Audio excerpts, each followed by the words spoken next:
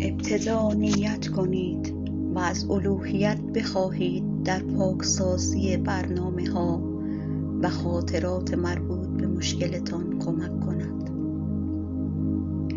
نیایش مورنا سیمیونا.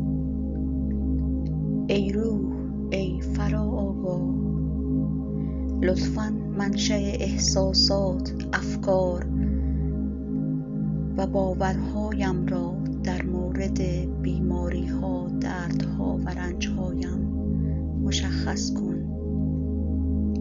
هر سطح، لایه، ناحیه و جنبه وجودم را به این منشأ برسان. با حقیقت الهی بررسیش کن و آن را به طور کامل حل کن.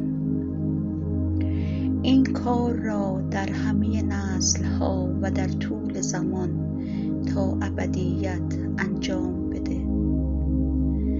تمام وقایع و وابسته‌هایش را که بر پایه این منشأ هست شفا بده.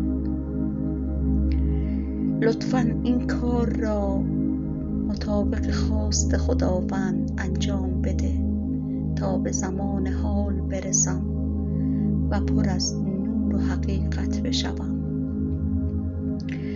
آرامش، عشق و بخشش خداوند شامل حال ادراک نادرست من شود. عفو و بخشش از تمامی انسانها، مکانها، شرایط و وقایعی که در این احساسات و افکار دخیل هستند.